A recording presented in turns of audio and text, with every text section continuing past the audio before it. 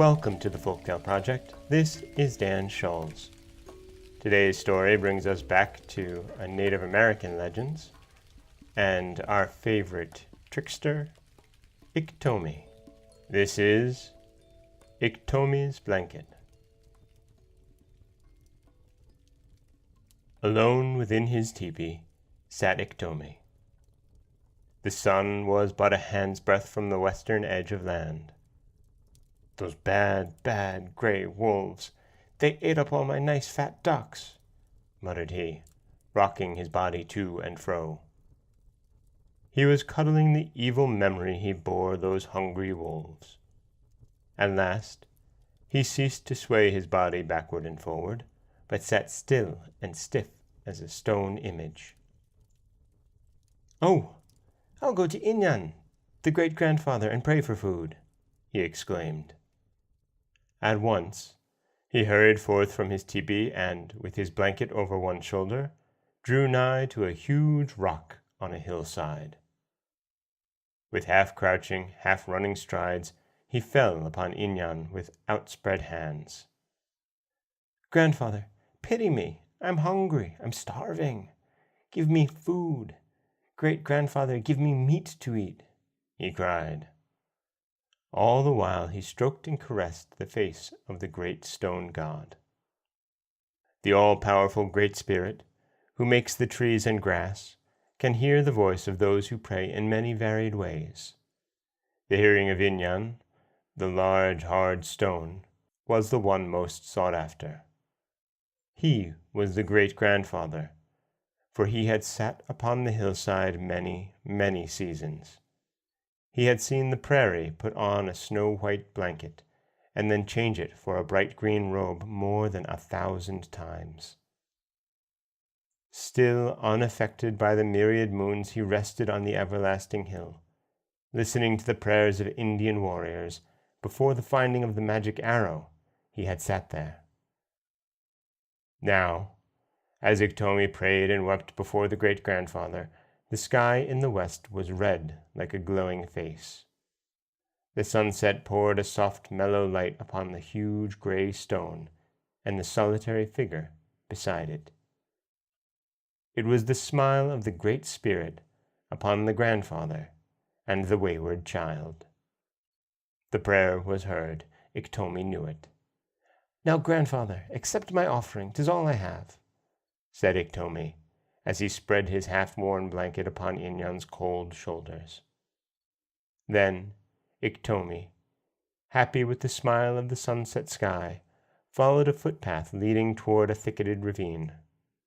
He had not gone many paces into the shrubbery when before him lay a freshly wounded deer. "This is the answer from the red western sky," cried Iktomi with hands uplifted. Slipping a long, thin blade from out his belt, he cut large chunks of choice meat.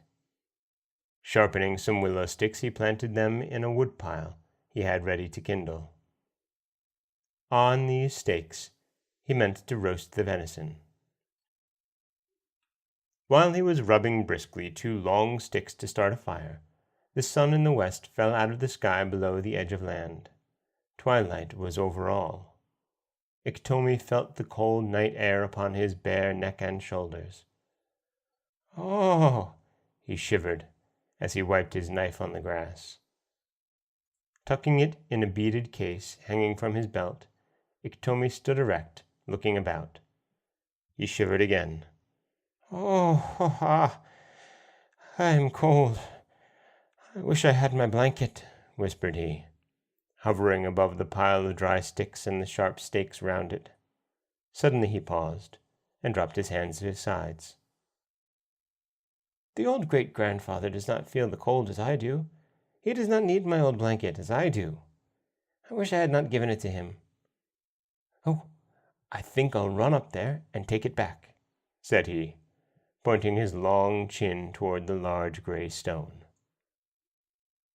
Iktomi, in the warm sunshine, had no need of his blanket. Iktomi, when in the warm sunshine, had no need of his blanket, and it had been very easy to part with the thing which he could not miss. But the chilly night wind quite froze his ardent thank-offering. Thus, running up the hillside, his teeth chattering all the way, he drew near to Inyan, the sacred symbol.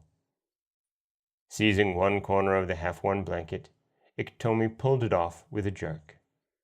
"Give me my blanket back, old grandfather. You do not need it. I do." This was very wrong, yet Iktomi did it, for his wit was not wisdom.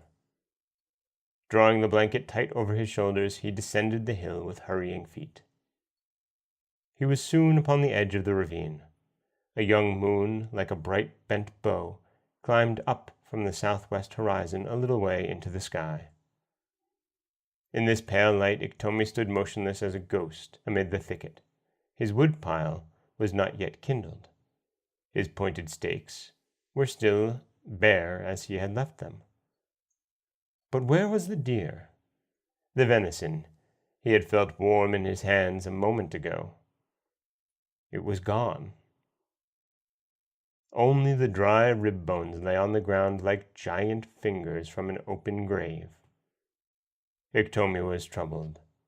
At length, stooping over the white, dried bones, he took a hold of one and shook it. The bones, loose in their sockets, rattled together at his touch. Iktomi let go his hold. He sprang back amazed. And though he wore a blanket, his teeth chattered more than ever. Then, his blunted sense will surprise you. For instead of being grieved that he had taken back his blanket, he cried aloud, "Hin, hin, hin! If only I had eaten the venison before going for my blanket." Those tears no longer moved the hand of the generous giver. They were selfish tears. The Great Spirit does not heed them ever.